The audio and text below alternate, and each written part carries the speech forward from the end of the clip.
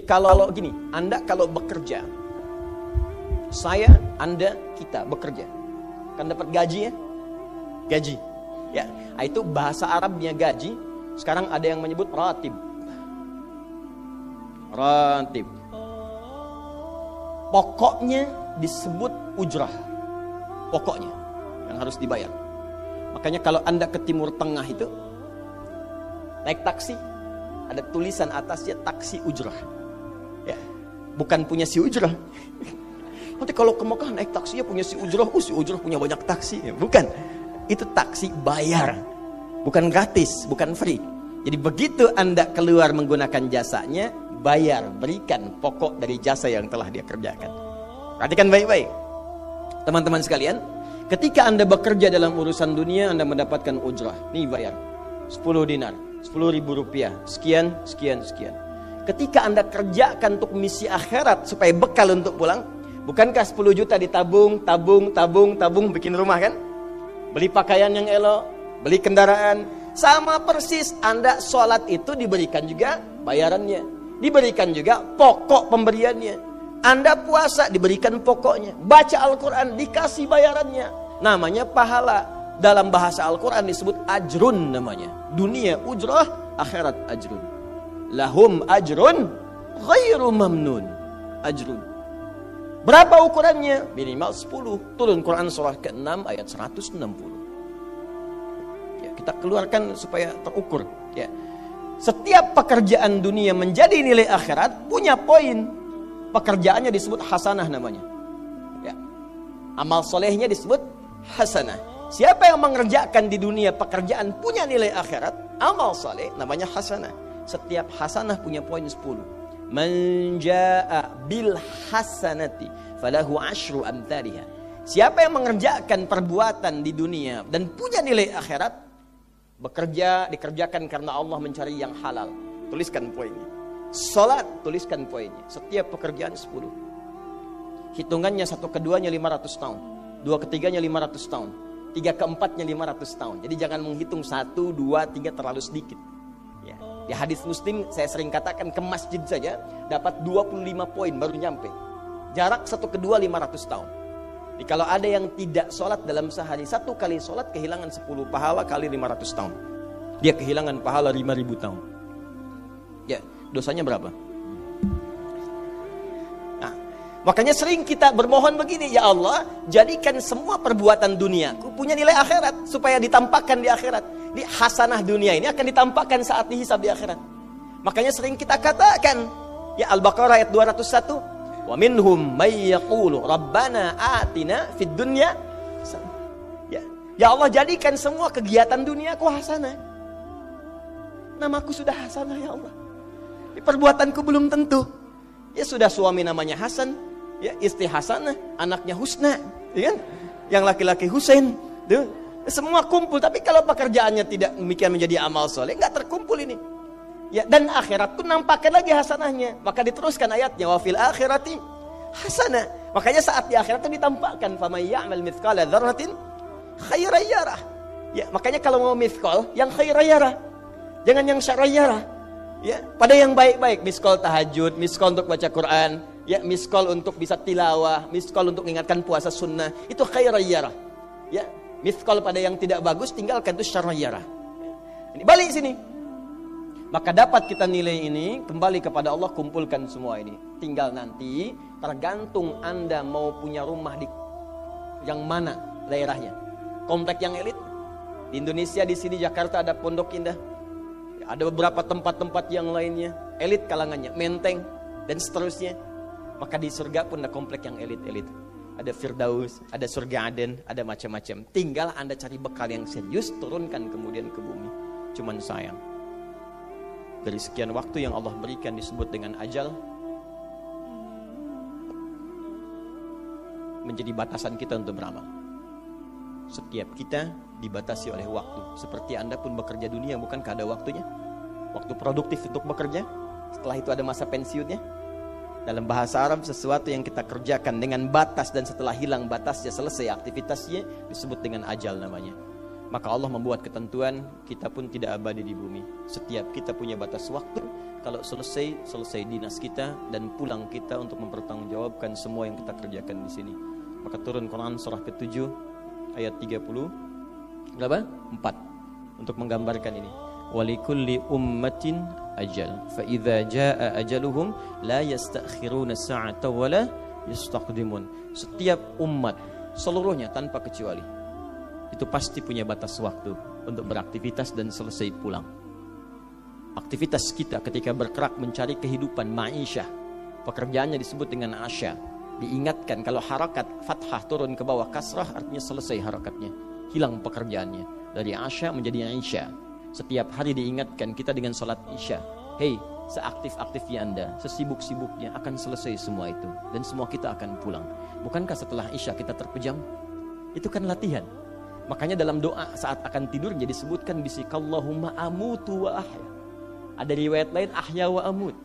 Riwayat populernya amutu wa ahya. Mungkin malam ini saya pulang, saya meninggal. Makanya saat kita bangun dari tidur kita ucapkan alhamdulillahilladzi ahyana ba'dama. Ada maknya, sementara aja. Satu saat mungkin pulang. Kita nggak tahu di bagian mana yang tidur itu mengakhiri kehidupan kita saat kita pulang. Karena itu serius. Ada saatnya kita pulang. Nah teman-teman, ternyata sudah tahu akan pulang pun masih ada yang tidak memanfaatkan waktu dengan baik. Tanyakan pada setiap manusia ya. Dari detik ini, dimulai dengan diri kita. Kita manusia kan? Tanyakan pada diri kita. Anda wafat tidak? Anda pulang tidak? Anda meninggal tidak? Kalau sadar pulang, maka cari bekal yang baik. Berarti Allah benar kan? Kata Allah setiap kita akan wafat. Kullu nafsin dha'iqatul maut. Setiap yang punya jiwa meninggal. Bahkan dikasih informasi jelas kok. Yang bawa maut disebutkan namanya malakul maut. Quran surah 32 ayat ke-11. Qul yatawaffakum malakul mautil ladzi wukkila bikum. Disebutkan. Bayangkan ya, kurang jelas apa lagi? Disebutkan punya waktu namanya ajal. Akan wafat disebutkan. Yang bawa wafat kematiannya disebutkan malaikatnya. Cara wafatnya disebutkan. Quran surah 89 ayat 27 sampai 30.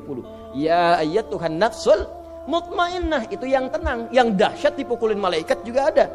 Ya, Quran surah 8 ayat 50 itu ada sambil dipukulin malaikat. Ya. Maaf teman-teman sekalian, ini sudah jelas semuanya. Jadi aneh manusia itu.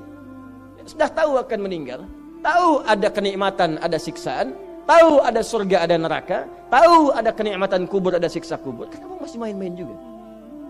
Kenapa nggak dimanfaatkan? Dan dia tahu ada yang menyolatkan, ada yang disolatkan. Apa nggak sempat terfikir ketika Anda wafat siapa yang menyolatkan? Bukankah yang paling indah yang menyolatkan orang yang selama ini kita rawat? Anak yang pernah dikandung, diberikan ASI, dirawat-rawat. Anda menyiapkan apa gitu? Kita menyiapkan apa? Sayang-sayang investasi keluar banyak ketika wafat gak bisa berlaku apapun. Bahkan ada yang sebelum wafat pun sudah dibuang dari keluarganya. Waliyadzubillah. Nah, sekarang dari sekian kegiatan aktivitas kita, berapa yang sudah punya nilai di mata Allah menjadi amal saleh? Sekarang kita ukur. Ya, sekarang kita ukur. Pelan-pelan sebentar ya. Ini rata-rata usia berapa tahun? Oh baik, 40 tahun ke atas ya. Ya. Walaupun atasnya mungkin agak banyak, atas gitu ya, bagian. Nggak apa-apa. Fokus sini ya, edisi kali ini fokus saja. Biarkan saya yang datang, terangkan, tulis, hapus. Ya. Antum simak aja lah, simak, tulis dengan baik. Mau ketawa-ketawa, sudah masuk surga, alhamdulillah. Udah cukup dengan amin, lihat dulu. Ini saya sering sampaikan. Ini kita kasih batas standar di Al-Quran aja lah. 40 tahun misalnya. Ya, standar keseriusan beraktivitas. Ya, lihat sini. Konon dalam sebuah penelitian sederhana, manusia itu kalau dihitung-hitung aktivitasnya setengah dari usianya, itu umumnya walau tidak semuanya teralokasikan untuk tidur. Beristirahat, tidur. Dari mulai lahir, bayi kecil, tidur, dewasa beraktivitas, tidur siang, tidur malam, tidur macam-macam, tidur kecapean, tidur ngantuk, tidur lelah, tidur segala rupa, tidur. Setengah dari usia. Jadi kalau 40 tahun, tidurnya berapa tahun? 20 tahun. Baik. Sisanya beraktivitas, ya. Nah itu berapa tahun? 20 tahun. Jadi di sini kalau kita hitung, ya kalau beriman, alhamdulillah kita sholatnya, puasanya, baca Qurannya, tapi juga kerjanya, tertawanya, candanya, macam-macamnya 20 tahun. Dari 20 tahun ini, berapa yang jadi aktivitas ibadah? Yang jadi ibadah berapa? Ya, jangan terlalu pesimis ya, ambil 10 tahun misalnya. 10 tahun ibadah.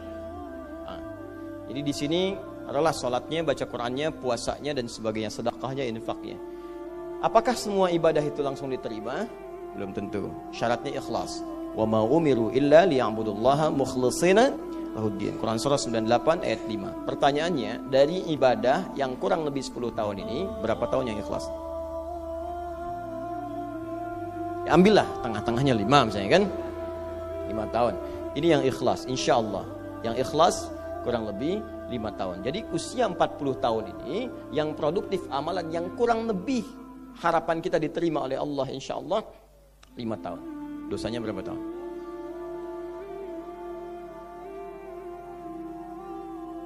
Dan masih bisa tertawa. Dan masih mengharap surga. Masih ingin ke surga Firdaus. Masih ingin mendapatkan segala hal yang istimewa. Sementara kita sadar, gini caranya begini. Coba ucapkan dengan kalimat yang lantang bahwa Anda tak punya dosa. Kalau tak mampu, berarti punya dosa. Ucapkan Anda sudah siap ke surga. Kalau tak mampu, amalnya masih kurang. Jadi kalau sudah merasa amal masih kurang, dosa banyak, terus masih main-main juga. Sudah tahu usia sudah di atas ini, ada yang 50, 60 tahu, waktunya sedikit. Yang kemarin-kemarin banyak yang sia-sia.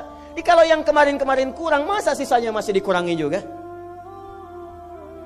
Anda 40 tahun, 50 tahun, 60 tahun. Sekarang anak 4-5 tahun, bahkan matanya buta, ada laki-laki, ada perempuan, sudah jadi penghafal Quran.